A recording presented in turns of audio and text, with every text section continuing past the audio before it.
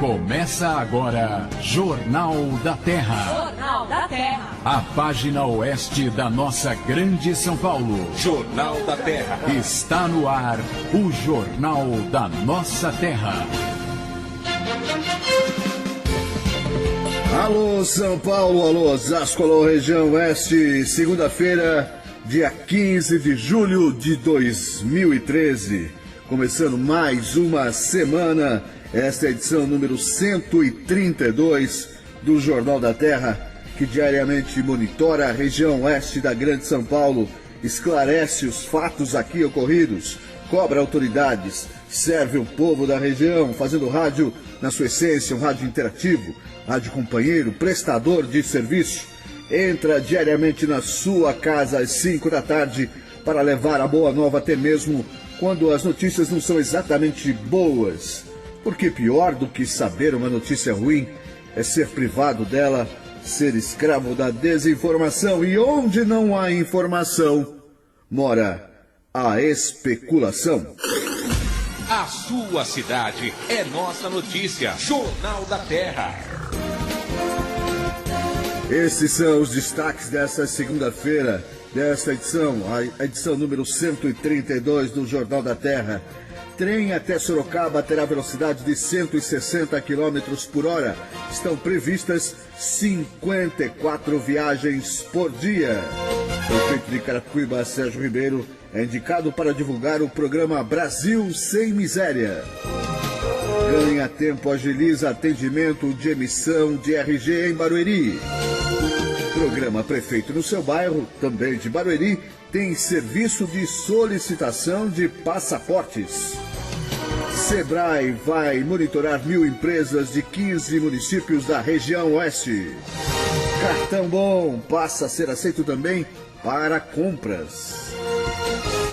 A Vama castra 273 animais em mutirão de castração que vai acontecer nos dias 24 e 25 próximos.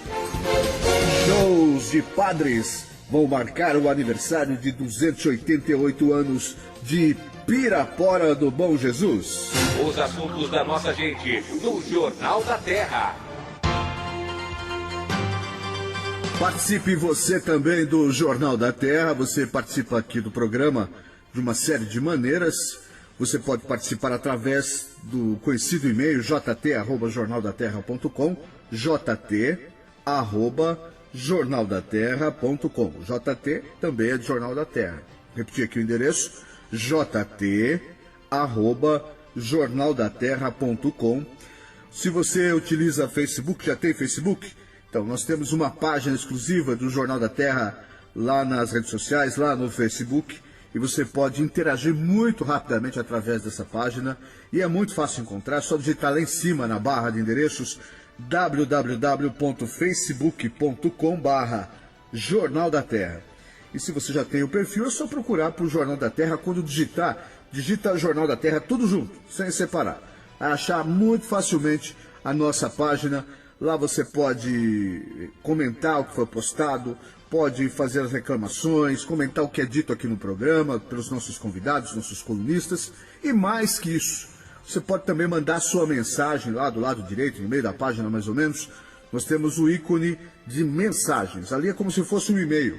Então, ao invés de você mandar um e-mail para o jt@jornaldaterra.com, você pode clicar ali e mandar sua mensagem, fazer alguma sugestão de reportagem, de convidado, de entrevistado, fazer alguma reclamação. E se o assunto for, digamos, um assunto que você quer se manter, não quer que divulgue o seu nome, não tem problema, é só dizer isso.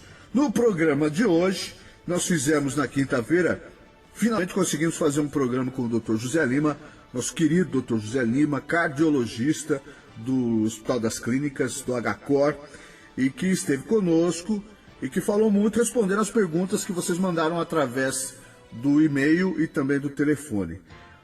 Naquele pacote de perguntas, restaram algumas. E hoje o Dr. José Lima vai estar conosco novamente aqui no programa, respondendo mais perguntas, falando também de gestão pública da saúde, porque ele é um especialista no assunto também. Além disso, vamos ter aqui a participação do Jefferson Miro falando de esportes, o agendão do esporte no final de semana. Vamos ter também o nosso colunista de segurança pública, Gilberto Lima, comentando os fatos do final de semana, principalmente rebelião no presídio de Itirapina. Tivemos aquele arrastão numa rave no sítio Itapevi, e tudo isso aqui no Jornal da Terra de hoje. É importante dizer que essa semana nós temos hoje a participação do Dr. José Lima, que volta na quinta-feira. Então, portanto, se você tiver sua dúvida relacionada à saúde, relacionada ao seu bem-estar, é só mandar o seu e-mail, ou deixar sua mensagem, ou nos ligar no 2808-9618 e deixar as suas perguntas. Se esse telefone, 2808-9618, ele der caixa postal, não tem problema. Você vai deixar um recado na caixa postal, nós vamos resgatar a sua pergunta. Na gravação, deixe o seu nome, o bairro, a cidade que você está falando e faça a sua pergunta para o Dr. José Lima. Tá bom? Quinta-feira, como em todas as quintas-feiras, ele estará respondendo as suas perguntas. Amanhã, nós vamos ter aqui também no programa, além da participação do nosso consultor de finanças pessoais, dando dicas para você lidar melhor com o seu orçamento, com o seu dinheiro, nós vamos ter também uma entrevista com a Patrícia Chepa. A Patrícia Chepa é uma jogadora de handebol, ela joga handebol de quadra pela equipe de Itapevi, que é a segunda melhor equipe do país, ou primeira melhor equipe do país, é um handebol de primeira linha, mas ela é principalmente a melhor jogadora de handebol de areia. E essa semana ela viaja hoje à noite para a Colômbia. A seleção brasileira de handebol de areia se prepara para um campeonato mundial na Colômbia. Nós vamos estar sempre em contato com a Patrícia Chepa e ela vai, antes de viajar, nos conceder uma entrevista e você vai ouvir aqui amanhã no Jornal da Terra, além também da participação do nosso comentarista de política de Itapevi, o Danger Soares. Esse é o Jornal da Terra, onde sua cidade é nossa notícia. Jornal da Terra. Apresentação: Rodrigo Lobo. A Câmara de Osasco acaba de aprovar projeto de lei de autoria do vereador Rogério Silva, do PSC, que prevê a criação de um programa para a coleta de resíduos eletrônicos, como computadores, celulares e aparelhos de televisão. O material coletado será reavaliado e encaminhado para empresas habilitadas e certificadas, com o intuito de preservar o meio ambiente. O projeto, que tramitava na Câmara desde o início de abril, foi aprovado apenas na última sessão do primeiro semestre, mas já foi encaminhado para a sanção do prefeito Jorge Lapas. O texto do projeto abrange também o descarte dos objetos que não puderem ser aproveitados após o processo de reavaliação e determina que o descarte incorreto dos resíduos eletrônicos, como pilhas, baterias, entre outros, custará o equivalente a R$ 2.144 para quem infringir a lei. O projeto também permite que a Prefeitura celebre convênios com empresas privadas especializadas na coleta e remanufatura do material coletado, que deverão obrigatoriamente deletar todo e qualquer registro de dados encontrados nos aparelhos eletrônicos, com condições de serem reaproveitados. Foi apresentado oficialmente na sexta-feira pela CPTM, a Companhia Paulista de Trens Metropolitanos, o projeto de implantação do trem regional São Paulo-Sorocaba. As audiências realizadas na capital e em Sorocaba antecedem a abertura da licitação para as obras e envolveram principalmente os aspectos técnicos do novo ramal, visando os interessados em participar da concorrência. O edital será lançado em outubro deste ano e, após a conclusão do processo, as obras devem durar 30 meses. No trajeto entre as duas cidades, a nova linha ferroviária, com 88 quilômetros de extensão em via dupla, deverá cortar grande parte da região oeste. O traçado divulgado no site da companhia prevê trilhos passando por Osasco, Carapicuíba, Barueri, Jandira e Itapevi. A previsão é que esse trecho seja percorrido em 50 minutos, a uma velocidade média de 160 km por hora. Estão previstas ainda saídas a cada 15 minutos, no total 54 viagens diárias. Embora seja cortada pela ferrovia, a região não vai contar com estações de embarque e desembarque, conforme já havia sido confirmado pelo governador Geraldo Alckmin. Serão 4 paradas: Água Branca, em São Paulo, de onde parte o trem; São Roque, no bairro sorocabano também de Brigadeiro Tobias, e na estação central de Sorocaba. Com isso, os moradores da região que quiserem utilizar o trem regional vão precisar se deslocar até a Barra Funda pela linha 8 e depois fazer a transferência para a linha 7, onde está a estação Água Branca. O número reduzido de estações se justifica pela velocidade do trem e o tempo previsto para as viagens.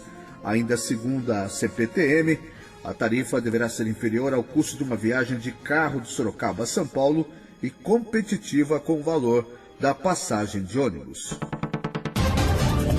O governo federal está implantando em todo o Brasil, por meio do Ministério de Desenvolvimento Social e Combate à Fome, o programa Brasil Sem Miséria, cujo objetivo é erradicar a pobreza no país até 2014. No meio urbano, o objetivo central do Brasil Sem Miséria será gerar ocupação e renda para os mais pobres, entre os 18 e 65 anos de idade, mediante cursos de qualificação profissional, intermediação de emprego e ampliação da política de microcrédito, entre outras ações de inclusão social que devem beneficiar 2 milhões de pessoas. Com a constatação de que o público-alvo do programa e seus benefícios se assemelham, entre outros, à população do G100, as 100 cidades populosas com alta vulnerabilidade socioeconômica, que tem o prefeito de Carapicuíba, Sérgio Ribeiro, como vice-presidente da Frente Nacional de Prefeitos, que trata de assuntos relacionados ao grupo. O governo federal encarregou Sérgio de ampliar a divulgação dele junto aos demais prefeitos do agrupamento. Entre esses programas está o de microcrédito produtivo orientado da Caixa Econômica Federal nos municípios do G100, o convênio e a simplificação de procedimentos. Os assuntos da nossa gente no Jornal da Terra. Aqui no Jornal da Terra é hora de falar de segurança pública. E segurança pública, eu sempre vou buscar informação, conselhos, orientações com o nosso colunista do setor aqui no Jornal da Terra, o amigo Gilberto Lima. Boa tarde, Gilberto. Boa tarde, Rodrigo. Boa tarde, ouvintes, amigos. Estamos aí mais uma vez para trazer algumas informações. Infelizmente não tivemos um final de semana tão apertado, né, Rodrigo? É verdade. Vamos começar falando da rebelião que nós tivemos lá no CDP de Tirapina. Foi uma rebelião que felizmente acabou agora pela manhã, de quase 24 horas, 68 reféns, né? Muitas pessoas que foram visitar os parentes no final de semana. Me parece que, embora nós não tenhamos incidentes de rebelião recentes no estado de São Paulo, mais um por conta de superlotação, né, Gilberto? Na verdade, Rodrigo, iniciou por conta de não permitiram que a esposa de um dos presidiários recebesse a visita, né, que ela situasse a visita, né? E aí iniciou-se uma confusão ali externa à carceragem e que acabou virando essa rebelião aí, né? Lá é um grande problema, né, Rodrigo? Pelo seguinte, lá é um presídio com capacidade para 210, 220 presos, se eu não me engano. E hoje, dos presidiários lá, ultrapassa 600. É brincadeira, né? Infelizmente, assim, são condições, né? Aquilo que a gente já discutiu outras vezes aí no programa. Hoje, a carceragem brasileira, ela não atinge o fim para qual foi criado, que é recuperar o preso. Então, acaba ali criando situações desumanas e em dados momentos, ocorrem essas rebeliões aí. Essa rebelião, inclusive, teve desfecho com 2 mortos. Podia ser pior, mas conseguiram aí, a polícia estava até agora, na parte da manhã ainda, lá dentro do presídio, né? Mas foi realmente uma rebelião que podia ter um vulto maior. Eu acho que chegou, já passou do momento do nosso governo conscientizar, criar novas bases locais e mudar um pouco dessa política carcerária, né, Rodrigo? Para ver que começa a recuperar, começa a ressocializar os presos dentro das medidas. Não adianta dar saída no dia das mães, dia dos pais, porque eles não vão voltar, mas mudar realmente a questão da política de recuperação dessa população encarcerada, né? Eu acho que isso precisa ser revisto já com uma certa urgência, né? Precisa mesmo, afinal, nossas cadeias realmente não recuperam ninguém. Construção também de presídios é sempre complicado. A gente está acompanhando o episódio de Araçariguama, que estão previstos 2 cadeiões lá, 2 CDPs, e população se mobilizando contra. Cada vez que se anuncia a chegada de um presídio na cidade, ainda mais no interior, onde as pessoas estão acostumadas com uma vida mais tranquila, normalmente a população não aceita bem a ideia, né, Gilberto? É muito difícil, né, Rodrigo? Porque eu tenho alguns casos práticos para te citar. Um exemplo muito clássico aí é Presidente Bernardes, né, que é uma cidade tranquila. Eu cito essa cidade porque meu pai veio de lá, né, meus avós moravam lá. E era uma cidade muito tranquila, onde todo final de dia, todas as noites, as pessoas colocavam suas cadeirinhas na calçada e ficavam ali conversando, portas abertas. Após a ida do presídio de segurança máxima para lá, os familiares de São Paulo acabam indo também. Sim. Então você começa a trazer alguns problemas sociais da superpopulação, começa a trazer alguns problemas sociais relacionados até ao tipo de vida que esse pessoal leva aqui, acaba levando para lá, né? Hoje já não se tem a mesma tranquilidade, presos que acabam tendo a sua liberdade, acabam resistindo na cidade, muitos desses voltam a cometer os crimes. É verdade. E começa a se trazer um outro problema social. Eu acho que realmente deveria haver um estudo em relação à localização desses presídios, né, Rodrigo? Porque não dá para sair aí abrindo em todas as cidadezinhas, realmente quem mora ali naquela cidade, tem uma vida ali. Essa notícia já imagina todos os problemas que virão junto, né? É verdade. É uma rejeição, né? É uma população flutuante e uma população que migra para lá, para ficar mais próximo dos parentes que estão detidos. Um outro assunto, Gilberto, nós tivemos no final de semana também, noticiado em todos os veículos, esse arrastão que aconteceu em Itapevi, cidade da nossa região, numa chácara, uma rave, uma festa estava sendo organizada lá. E aquela história, né, Gilberto? Se uma festa numa chácara como essa, eu nem conheço, embora more em Itapevi, nem conheço os organizadores, mas se uma festa dessa organizada numa chácara fica distante das autoridades e dá mais liberdade até para alguns hábitos que não estão exatamente dentro da lei, consumo de drogas, por exemplo, por outro lado também está longe das autoridades em relação à proteção, e foi o que aconteceu, né? Houve um arrastão lá. Exato. Esse tipo de festa, ele é bem complicado, né, Rodrigo? Nós sabemos aí, não foi o único lugar que isso ocorreu.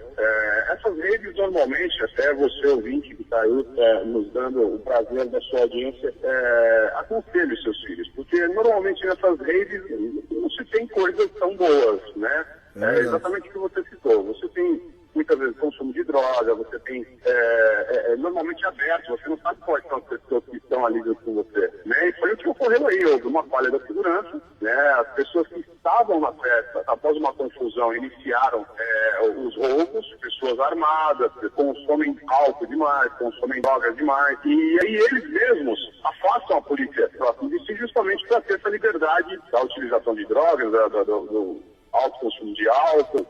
Hoje nós vemos a notícia, é uma coisa impactante, né? Você vê tudo que aconteceu, arremessaram um jovem no segundo andar, mas é uma loucura tão grande nessas festas, Rodrigo, que o que nós temos que aconselhar aos pais, observem mais os seus filhos, e esse tipo de festa realmente tem que tomar um pouco de cuidado, manter o mais afastado possível, porque normalmente não saem coisas boas dessas festas, dessas raves, não. É verdade. Gilberto, nós estamos hoje com o nosso tempo apertado aqui, mas eu queria primeiro agradecer ao amigo que sempre está conosco aqui no programa, toda segunda-feira, sempre trazendo seu conteúdo de orientação, falando da política de Barueri, e queria convidá-lo para quarta-feira nós voltarmos ao tema e podemos falar um pouco mais sobre segurança pública, combinado? Com certeza, Rodrigo, é um prazer sempre estar aí com você, estar aí com os ouvintes. Vou, com certeza, com o maior prazer, levar algumas informações e discutirmos um pouquinho aí da segurança pública, uma questão tão primordial na nossa região, creio que no Brasil hoje, né, Rodrigo? Porque é uma questão que está sempre evidente e temos que nos informar para sempre estarmos mais próximos da realidade e conseguirmos nos manter um pouco mais em segurança aí, né? Ficar atento, né, Gilberto? Tem que ficar atento. Gilberto Lima, um abraço, meu amigo, nosso colunista aqui no Jornal da Terra. Nos falamos na quarta-feira, então. Um abraço, Rodrigo, um abraço, ouvintes, e uma ótima semana aí para todos nós.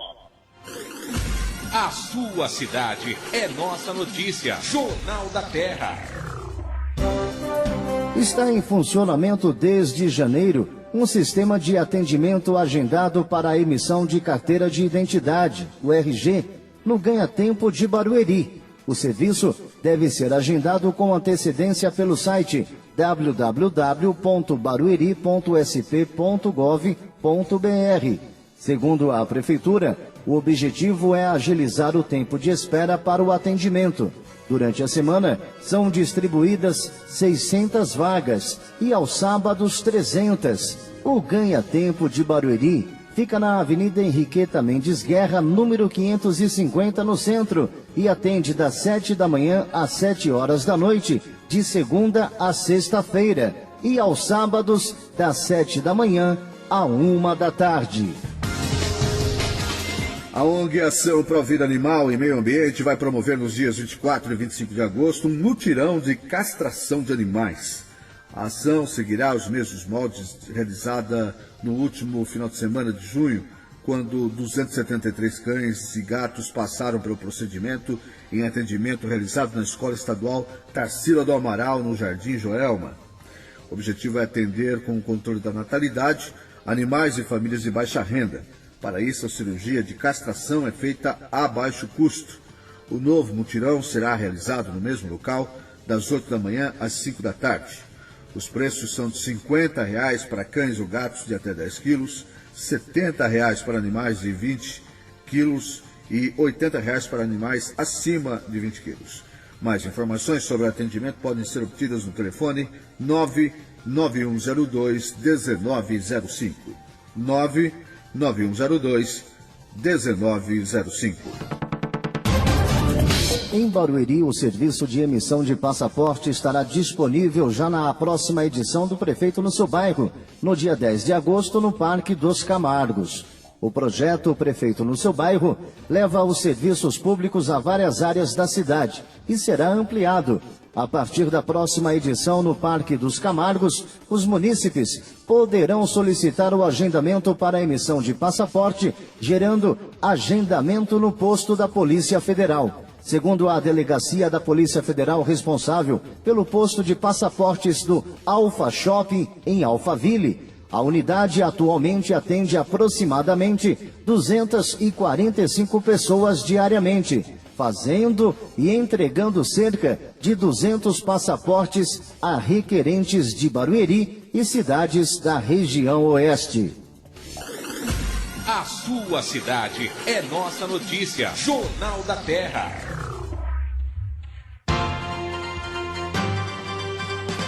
Aqui no Jornal da Terra, hora de falarmos de saúde. Estou recebendo aqui outra vez, por um enorme prazer, como sempre, Dr. José Lima, cirurgião cardiovascular, que está sempre conosco às quintas-feiras e que hoje abriu um precedente, estava passando na região, resolveu vir aqui para responder as perguntas dos ouvintes. Doutor, mais uma vez, seja bem-vindo. Muito obrigado, doutor.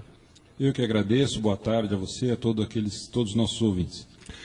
Pois é, doutor, eu tenho aqui algumas perguntas que ainda restaram da quinta-feira passada, e quero lembrar aqui, você que está ouvindo o Jornal da Terra, continue mandando os seus e-mails para jt@jornaldaterra.com, jt@jornaldaterra.com. E vi também que o doutor ficou muito contente quando as perguntas vieram de longe. Se você está ouvindo o Jornal da Terra agora gravado ou ao vivo, através da internet e quiser mandar sua pergunta, pode mandar. Os olhos do doutor brilham mais ainda. Não que os daqui sejam menos importantes, mas é que é um prazer diferente mesmo, né, doutor? Foi uma surpresa extremamente agradável verificar quando você me passou perguntas não só de outras cidades, mas de outros estados e até de estados longínquos, né? Belém, Pará, Manaus.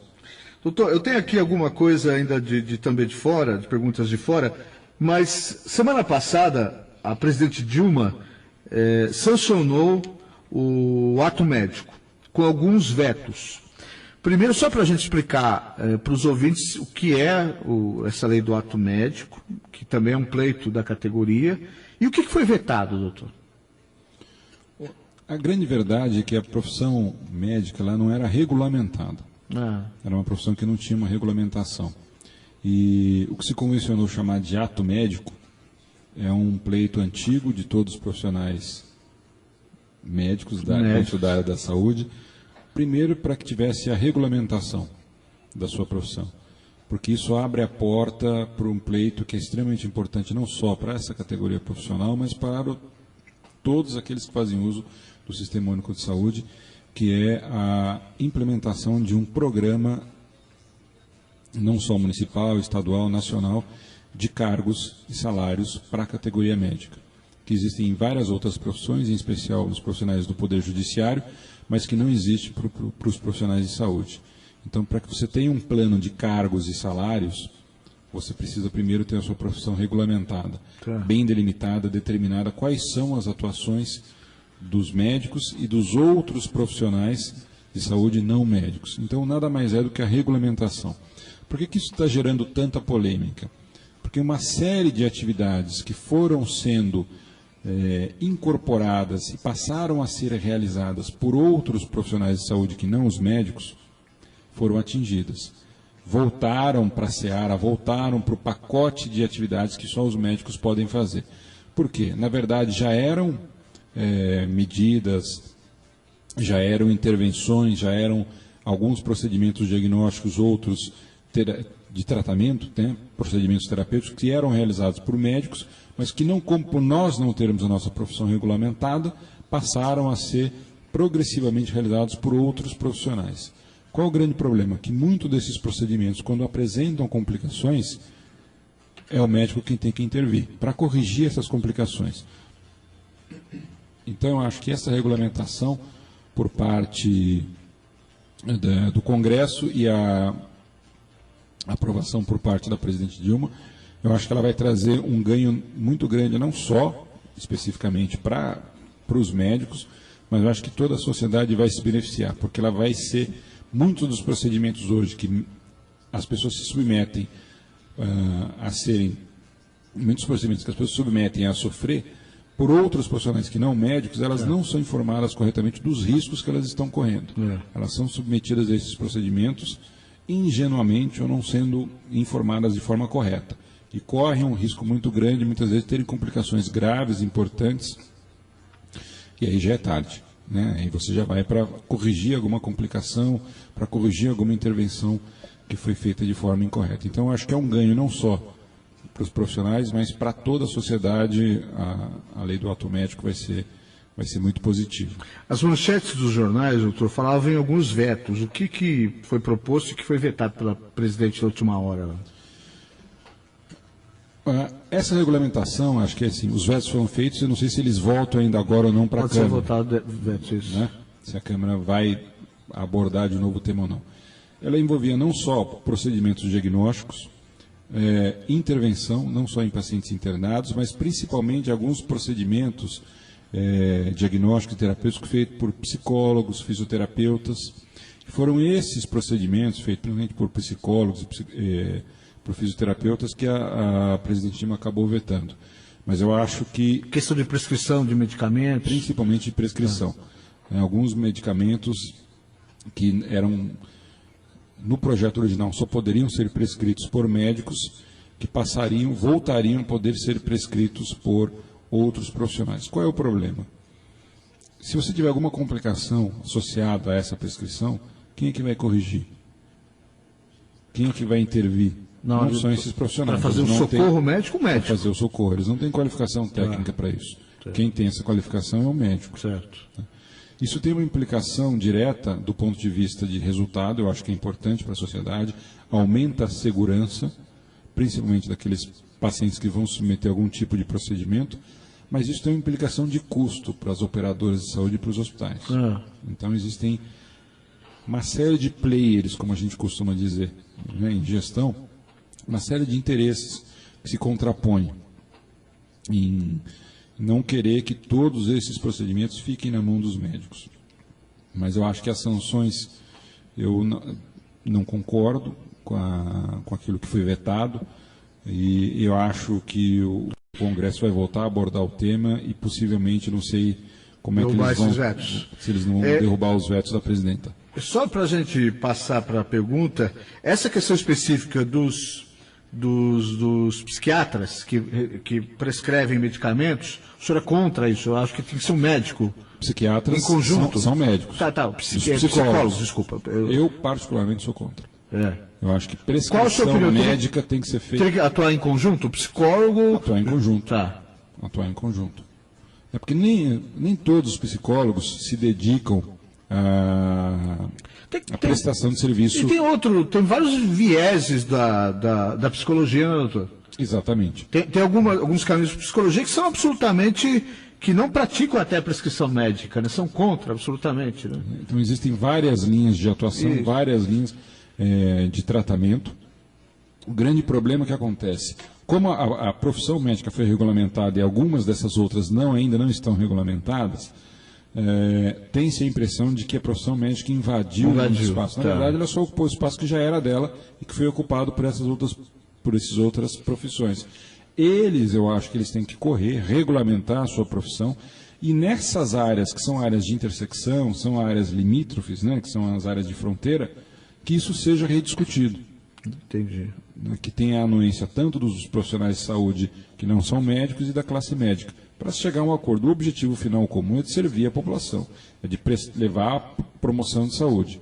Então eu acho que isso que se faça da forma mais segura possível para o paciente. O nosso objetivo final, nós não podemos perder esse foco. Seja médico, seja um profissional não médico de saúde, o objetivo final é promover saúde, é servir o paciente. O médico nada mais do que mais do que um profissional liberal, ele é prestador de serviço. E o nosso serviço é ofertar saúde. Então, esse é o foco. Então, que isso seja feito da melhor forma possível, com a participação direta do médico, com a participação direta de outros profissionais de saúde. Eu acho que nós não podemos entrar numa discussão corporativista, né, e que se desvie o foco, e que se preocupe mais com os interesses corporativos, ao invés de se preocupar com o interesse do paciente, que esse é o nosso cliente, esse é o nosso foco. Entendi. Doutor, nós vamos, eu tenho visto nas redes sociais que nas próximas semanas, acho que na semana que vem, eu preciso checar isso direito, nós teremos estão previstas manifestações sobre uma discussão em relação às nuances da lei do aborto. Um grande complicador dessa questão é efetivamente quando misturamos fé e ciência, ou, na sua opinião, não tem nada disso mesmo? É possível, porque eu vejo que nas nuances onde eu ouço falar, as pessoas que tratam a questão do aborto como meramente uma decisão da mulher, né? A mulher, é o corpo da mulher, ela decide se vai optar pelo aborto ou não. Essas pessoas não se fixam no momento da geração da vida. Enquanto que as pessoas que são contra o aborto, quer dizer que, antes que as pessoas que estejam ouvindo me perguntem, eu sou contra o que é a prática de aborto, mas eu sou contra como um leigo, né? E por isso eu vou ouvir um cientista aqui agora, um médico. As pessoas que são contra, que pregam a vida na sua plenitude, na sua essência, falam do momento da concepção. E os cientistas, aqueles pelo menos que defendem a prática do aborto como uma liberdade, enfim, os argumentos são os mais vastos possíveis, não se fixam na questão do momento da concepção. Primeiro, que abordagem, que leitura está equivocada na sua opinião e qual a sua opinião a respeito?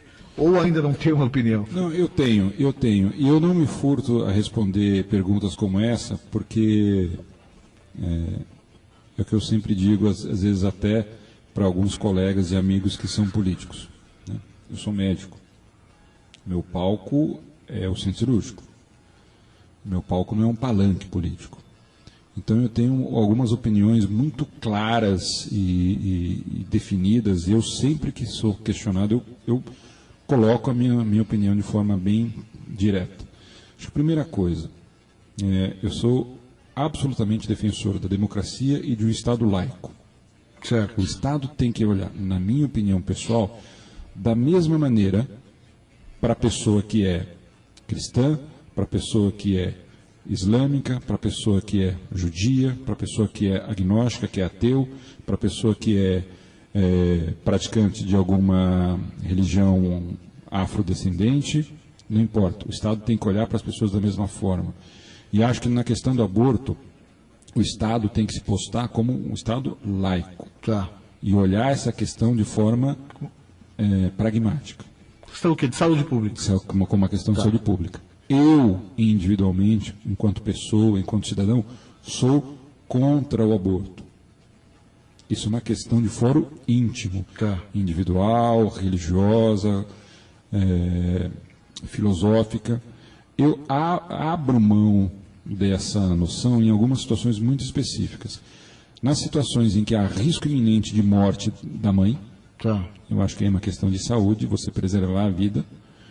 Nas questões em que há alguma malformação... O risco de vida para a mãe não está previsto na tua legislação. Está previsto. Está, né? Está previsto. O que não está é a má formação. Algumas malformações que são incompatíveis com a vida. Então, se você teria uma criança natimorta, nesses casos eu também eu tolero, não sou favorável, mas eu tolero, eu aceito. Isso também está previsto na atual legislação. E foi objeto de grande discussão agora por parte do Supremo, e eu acompanhei isso não só como médico, mas acompanhei também o ponto de vista, porque convivo com uma juíza, então eu tenho o ponto de vista deles, né, a formação do raciocínio deles, lógico, é completamente diferente da nossa, profissional de saúde.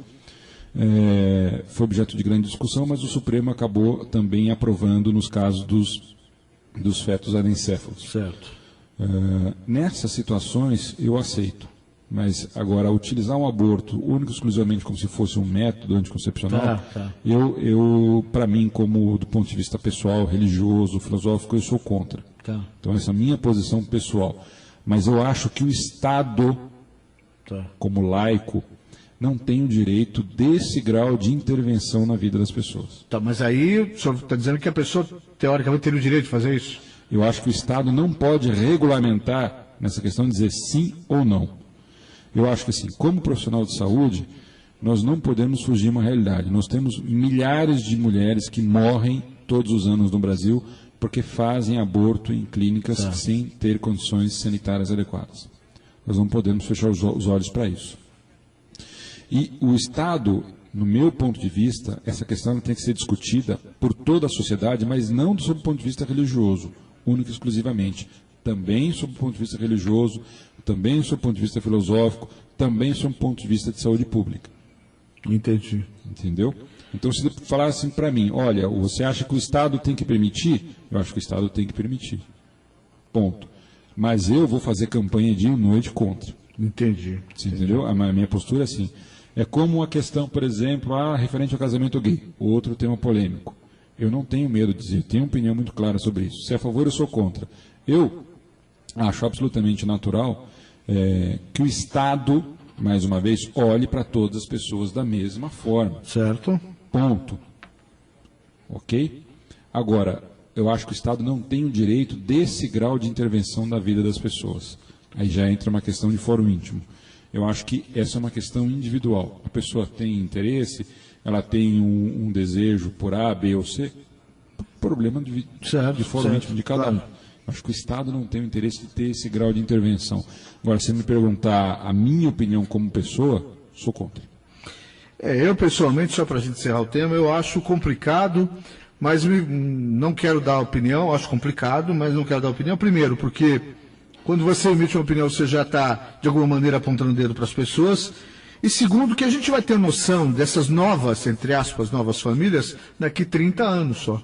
É aí que a gente vai saber o que reflexo psicológico, se vai ser um bom exemplo de família. Acho que sair agora dizendo que não vai funcionar é um risco, e também dizer que vai funcionar na sua plenitude também é um risco enorme. Também, né? Na verdade, ninguém sabe. Ninguém sabe. Ninguém sabe, que vai dizer. Porque é uma questão que envolve uma série de valores, de princípios.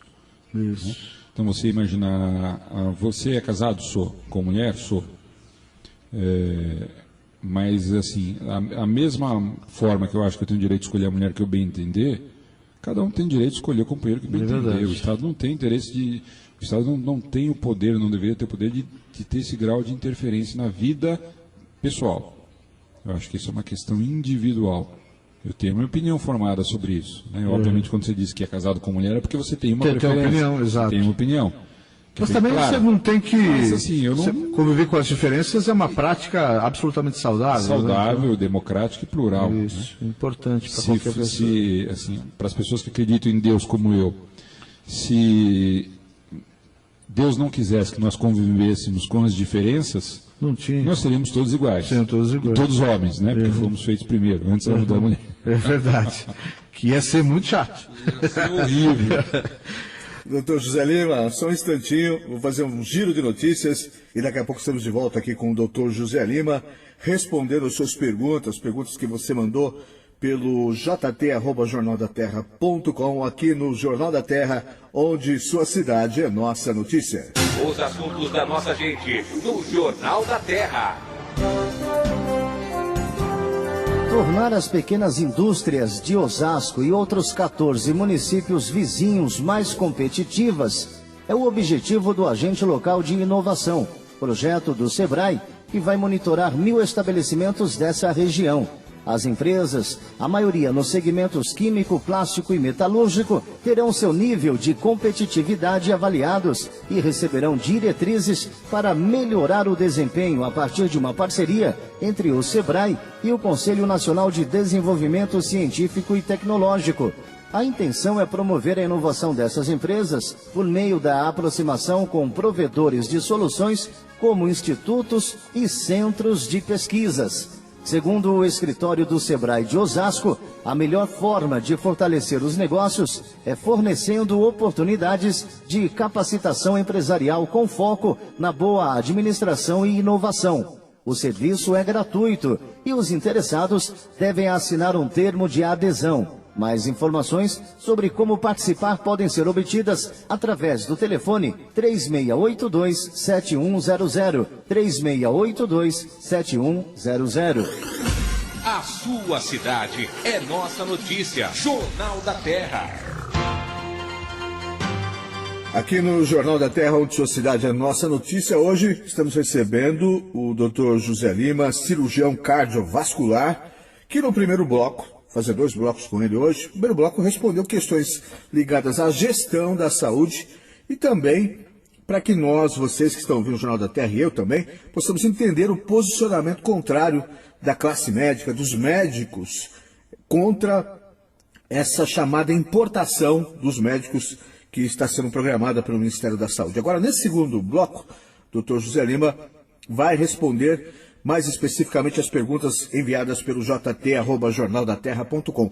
E já está aberto para você mandar o seu e-mail jt@jornaldaterra.com, porque além dessa participação, nessa segunda-feira, digamos, uma participação extra, né, doutor? O doutor vai estar nas quintas-feiras, como de costume, aqui respondendo as suas perguntas. Tem aqui perguntas, já estamos com o nosso tempo estourando, doutor. Mariana Santana dos Santos, de Betim, Minas Gerais. Falávamos aqui antes de entrar no ar sobre as mineiras, não sei se esse é o leite que elas bebem, mas como tem mineira bonita, né, doutor? O namorado da Mariana Santana dos Santos tem 45 anos e ela tem 30. Uma amiga que é enfermeira disse que um homem de 45 anos tem um enorme risco de gerar filhos defeituosos ou com doenças limitadoras. Enfim, doenças limitadoras, acho que ela quer dizer qualquer, né, doença, qualquer defeito lá que a criança possa nascer. É verdade? E em relação a ela, até quando ela pode ter filhos, ela tem 30 anos, de forma, digamos, segura? É parcialmente verdade. Né? Do homem também? Do homem, no que se refere ao homem. Quanto maior a idade dos pais, maior é o risco de você ter alguma malformação congênita. Ponto.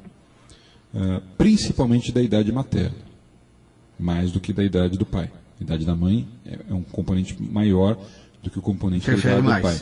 Mas hoje em dia, você tem, não só na medicina fetal, mas na obstetrícia, ferramentas extremamente seguras para que você faça esse diagnóstico precoce. Se algum dos dois tem alguma predisposição maior a ter algum filho com alguma malformação genética, e até mesmo tomar alguns cuidados e alguma seleção prévia para que você não tenha nenhuma malformação. Seleção? Não entendi. Para que você tenha... Existem mecanismos outros de inseminação, que além da natural. Inseminação artificial, de tratamentos genéticos específicos, de afastamento, digamos assim, de algumas... uns riscos. Alguns riscos. Probabilidades. Torna-se risco bem menor, bem próximo de pais que têm aí 20, 25 anos de idade. Bom, provavelmente é óbvio, né, que ela pretende casar com um rapaz, 45 anos, ela 30. Então a indicação seria o exame, aquele exame chamado... Fazer um exame, como é que chama? Buscar um aconselhamento genético. Então, buscar um profissional que está diretamente ligado, que é especialista em fertilidade, né, e um geneticista. Entendi. E nesses exames, no caso dos dois, você vai poder se identificar a probabilidade de uma série de malformações de doenças. Obrigado, então, a Mariana Santana dos Santos, de Betim, Minas Gerais. Por fim, o Fernando Vieira Macedo, de Sorocaba, a minha querida Sorocaba, terra do leite quente, que dá dor de dente. Ele precisa emagrecer 20 quilos. Estamos igual que nem, como também dizemos lá em Sorocaba, igual que nem. Não chega a 20 no meu caso, mas uns 12, 13, 14 aí, provavelmente. Indicaram, olha, essa questão, acho que tínhamos falado até fora aqui do ar, doutor. Indicaram um médico que faz dessas fórmulas, mas que faz exames lá para fazer a avaliação. Ele tem medo. É seguro mesmo fazendo os exames? O médico diz que é. E, no caso de passar a tomar esses medicamentos, com que sintomas, quando começar a tomar, ele tem que se preocupar? A primeira coisa, ele tem que procurar efetivamente um médico especialista nessa área. Um endocrinologista, um cirurgião de trato digestivo, um cirurgião gástrico ou um gastroenterologista. Só existe uma fórmula de você emagrecer, que é de você gastar mais energia daquilo que você ingere. É o único caminho. Eu falo isso com muita tranquilidade, que eu perdi 60 quilos na academia e com reeducação alimentar. Muito cuidado com essas fórmulas que são já preparadas e vendidas como fórmulas milagrosas, que muitas delas escondem uma série de medicamentos que podem ter efeitos colaterais extremamente graves. Então procure um médico, procure um especialista, que ele vai te orientar não só para a reeducação alimentar, a prática de atividade física, a adoção de atividades saudáveis e, dependendo da condição clínica do paciente, vai entrar com algum medicamento, que não só para ajudar a emagrecer, mas ele tem que ver se ele já não tem algumas complicações associadas à obesidade, se ele não é hipertenso, se ele não tem que associar um antihipertensivo, se ele não está diabético. Então existem uma série de exames que têm que ser solicitados. E o tratamento não é só o tratamento do emagrecimento, mas também o acompanhamento dessas outras doenças que são complicações do excesso de peso. Entendi. Então, muito cuidado com esses preparados. Assim, eu vivi um caso dramático de uma advogada de 25, 27 anos, não me recordo agora, há uns 2 anos no INCOR, que ela comprou um desses preparados diretamente na farmácia, que eles não dizem exatamente o que colocam ali dentro, você não tem controle, você não sabe exatamente quais são as drogas que estão colocadas ali, são ditas naturais, e ela desenvolveu um quadro dramático de insuficiência cardíaca aguda, porque esse preparado tinha uma quantidade muito grande de anfetamina, de barbitúrico, algumas drogas são até proibidas atualmente pela Anvisa, e isso levou ela a ter uma disfunção cardíaca aguda e ela quase morreu. Nós precisamos colocá-la em uma advogada, uma pessoa esclarecida, que do meu ponto de vista nem a achava gorda. Uma mulher bonita, mas ela se achava gorda. Nós tivemos que colocá-la num coração artificial, num ventrículo artificial por 1 semana. Graças a Deus ela recuperou completamente. Ela é de Osasco, agora me recordei, ela é aqui de Osasco. Recuperou completamente a função do coração e hoje até pouco tempo, pelo que eu saiba, ela estava muito bem.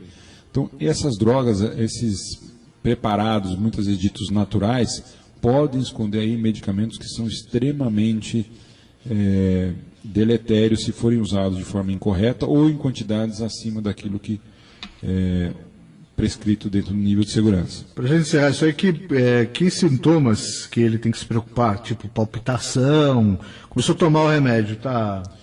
Muito provavelmente, pelo que eu entendi, já está tomando o remédio, né? Então, se ele começar a ter um aumento muito grande do volume urinário, tá.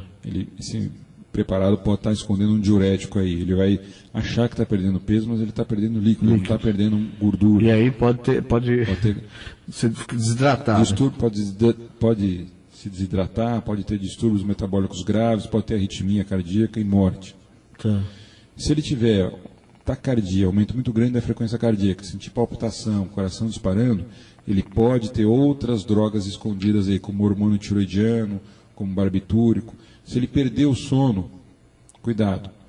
Anfetamina. Pode ter anfetamina aí dentro. Então, melhor, pare de tomar esse medicamento, procure um endocrinologista, ele vai dar a orientação adequada. Se tiver indicação de alguma droga para ajudá-lo a controlar a ansiedade, a controlar é importante que o médico vai saber qual é o gatilho que faz com que ele coma demais. Comer demais, porque na verdade tudo gira em torno disso. Comer demais e gastar de menos. E gastar de menos. Doutor José Lima, querido amigo, muito obrigado por essa visita, por essa hora extra nessa semana, por responder as perguntas dos ouvintes nessa segunda-feira. Eu espero um amigo novamente aqui na quinta-feira, sempre um prazer conversar, falar de saúde aqui no programa e também falar das coisas da política da região. Obrigado, meu doutor. Eu que agradeço mais uma vez e quinta-feira estaremos aqui, se Deus quiser. Já estamos de volta, vamos para o giro de notícias, já vamos falar de esportes aqui no Jornal da Terra, onde sua cidade é nossa notícia.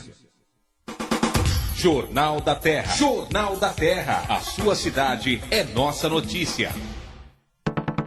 Aqui no Jornal da Terra, hora de falar de esportes. Boa tarde, Jefferson Viro. Boa tarde, Lobo. Boa tarde, os amigos do Jornal da Terra. Vamos, como é que foi a agenda do final de semana? Final de semana recheado, Lobo. Os grandes de São Paulo perderam. Nossa, São Paulo e Corinthians. São Paulo quase tomou sacolada lá do Vitória, hein? Corinthians também perdeu pro time B do Atlético. Do Galo. Nossa. Vamos começar com a Série C, Lobo. O Grêmio Barueri enfrentou o Guarani lá no Brinco de Ouro e empatou em 0-0. Copa Paulista 2013. O Grêmio Osasco foi a Sorocaba lá no SIC e empatou com o São Bento 1-1, Lobo. São Bento rumo à Série A. Isso. Você tá indo do quê? Porque o final da Série C tá na Série A2, agora vai pra Série A, vai A1, pô. Tá Vamos indo lá, do quê? Paulista, segunda divisão. Não gostei dessa piada. O Cotia perdeu pro Taboão da Serra por 2-0, Lobo. E o Osasco Futebol Clube tomou um chocolate do L Sport, 4-1. Campeonato Série B, o Palmeiras enfiou 4 no ABC de Natal, Lobo. Tá fácil, hein? Tá ganhando fácil lá. Vamos lá, Série A, Santos 4-1 na Portuguesa. Portuguesa, hein? Os patrícios tá mal. Eu tenho um grande amigo lá, o René, né, preparador físico. É uma pena, mas quem tem um coronel como técnico não tem condição. Não vai. Ponte Preta e Bahia ficaram em 0-0. No domingo o Atlético ganhou do Corinthians aqui no Pacaembu. Fora o que meteram a mão lá, os dois gols anulados. E o São Paulo também perdeu lá pro Vitória de 3-2, Lobo. Tomaram uma bomba também. Continua como Dantes no quartel de Abrantes. E aí, morre Juvenal ou não? Acabou a campanha. Morre Juvenal. Né? Rumo à segunda divisão, rumo à Série B. Vamos lá, o Amador. Tem que ficar igual o Corinthians, igual o Palmeiras, tem que copiar, né? O Juvenal tá fazendo comparação, né? Então tem que ficar igual. Tem que ir pra Série B também. Vamos lá. Campeonato Municipal de Itapevi, o Amador. Rodada de domingo, o Cardoso ganhou do União Ambuitá, 3-1. O Rainha ganhou de 3-0 do Londrina. E o Portela perdeu por 2-1 pro Real Rosimeire. Segundo o Elias, estava desfalcado de 8 jogadores. Que nem os caras. Eles foram bons, eles jogam na Copa Kaiser, o nego vem jogando desde São Paulo até São Roque. Por isso que chega a hora do jogo e não vem ninguém. E para encerrar, o Furacão ganhou do Juventude 2-0. E no sábado nós tivemos a final do Juvenil. O Cardoso perdeu para o Ambuitá, empatou no tempo normal 1-1. E nos pênaltis perdeu. Foram 4 títulos que eles disputaram, perderam os 4 nos pênaltis. Nossa. O Cardoso tá mal. Ô, Robson, precisa ajeitar o time aí, rapaz. Time que não chuta no gol, não faz gol, né? Faz gol, não tem jeito não. Então, Lobo, por hoje é só na quarta-feira, a gente volta. Tem os jogos regionais. Dia 17 já é a abertura, Lobo. E amanhã, terça-feira, eu vou colocar uma entrevista no ar com a Patrícia Shepa, que jogadora do Rende, que viajou para Colômbia. Viaja hoje para Colômbia, participar do Mundial de Handebol de Areia. Vamos conversar com ela, certo? Isso, até quarta-feira, Lobo. Um abraço. Jornal da Terra. Jornal da Terra. A sua cidade é nossa notícia. E termina aqui a edição número 132 do Jornal da Terra, nesse 15 de julho de 2013. Destacou para você que o trem de Sorocaba vai ter velocidade de 160 quilômetros. Serão 54 viagens por dia e a partida inicial vai ser da estação Água Branca, ali do pertinho da estação Barra Funda do metrô. Prefeito de Carapicuíba, Sérgio Ribeiro, é indicado para divulgar o programa federal Brasil Sem Miséria.